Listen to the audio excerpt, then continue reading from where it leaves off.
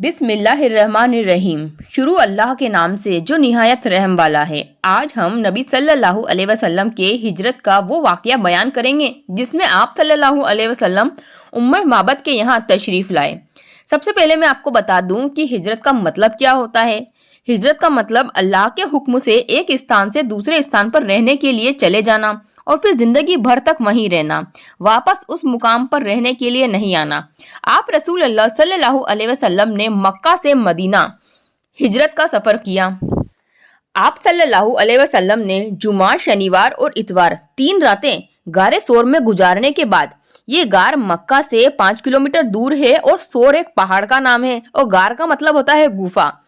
तो गारे सोर में 3 रातें गुजारने के बाद आप रसूल अल्लाह ने सोमवार की रात को हिजरत का सफर शुरू किया। आप रसूल अल्लाह सल्लल्लाहु अलैहि वसल्लम के साथ हिजरत के सफर में साथी थे हजरत अबू बकर सिद्दीक रजी अल्लाह ताला अन्हु, रास्ता बताने वाला अब्दुल्ला बिन अरलकीब कपशी, हजरत अबू बकर सिद्दीक की साहबजादी अस्मा, हजरत अबू बकर का गुलाम आमिर बिन फुहैरा। तो आपके साथ ये हिजरत के साथी थे। आपका जत्था कूबा पहुंचा तो आपके साथ रास्ते में कई वाकयात पेश आए। पूरे रास्ते में 7 वाकयात पेश आए, जिसमें से हम आज जिस वाकयात का जिक्र करेंगे वो है तीसरे नंबर का वाकया। इस सफर में आपका गुजर उम्मे माबद हुजाइया के खेमे से हुआ।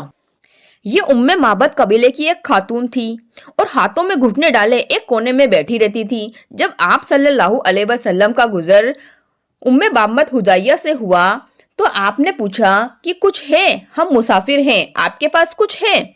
वो खातून बोली, बा खुदा हमारे पास कुछ होता तो आप लोगों की मेजबानी में तंगी नहीं होती, बकरियां भी बहुत दूर दराज हैं और ये कहत यानी कि अकाल का जमाना है। रसूल अल्लाह सल्लल्लाहु अलैहि वसल्लम ने देखा कि खेमे में एक कोने में एक बकरी है। आप सल्लल्लाहु अलैहि वसल्लम ने फरमाया, उम्मे माबद ये कैसी बकरी है?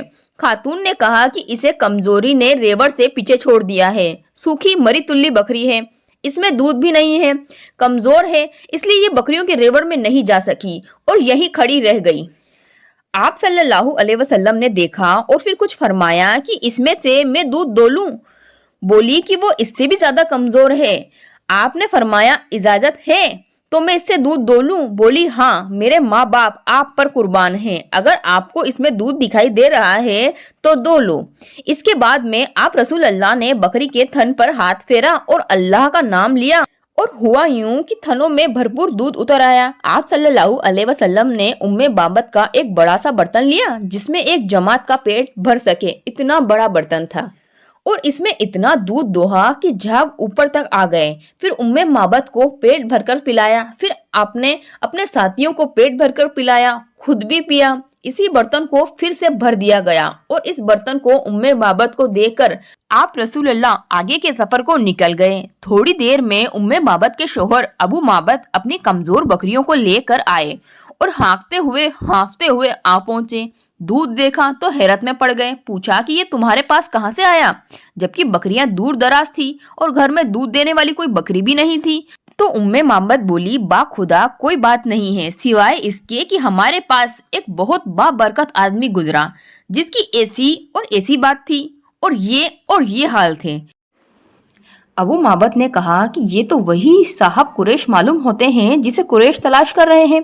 अच्छा, जरा इनकी कैफियत तो बयान करो। इस पर उम्मे माबद ने निहायत दिलकश अंदाज में आप सल्लल्लाहु अलैहि वसल्लम के औसाफ और कमालात का ऐसा नक्शा खींचा जैसे सुनने वाला आप सल्लल्लाहु अलैहि वसल्लम को अपने सामने देख रहा हो।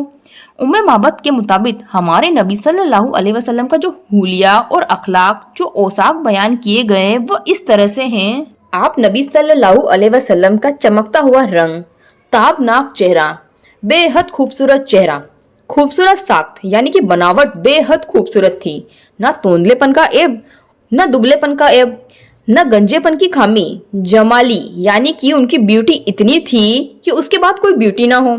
सुरंगी आंखें, लंबी पलकें, भारी आवाज, लंबी गर्दन, सफेद व सिया आंखें, सिया सुरंगी पलकें, बारीक और आपस में मिली हुई बोहें, चमकदार काले बाल, खामोश रहें तो बाबरकत नजर आए और गुफ्तगू करें तो पुरकशीर नजर आए।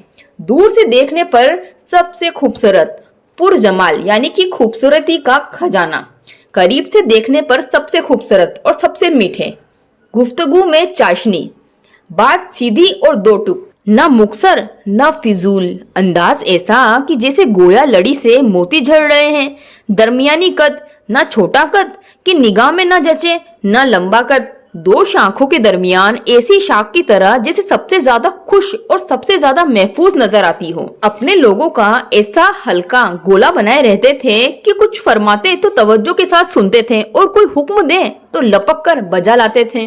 बड़े मुकर्रम थे। ये औसाक सुनकर अबू माबत ने कहा कि वल्लाह, ये तो वही साहब कुरैश मालूम होते हैं जिनके बारे में लोगों ने कसम कसम की बातें बयान की। मेरा इरादा है कि मैं आपकी रफाकत अख्तियार करूं और कोई रास्ता मिला तो ऐसा जरूर करूंगा।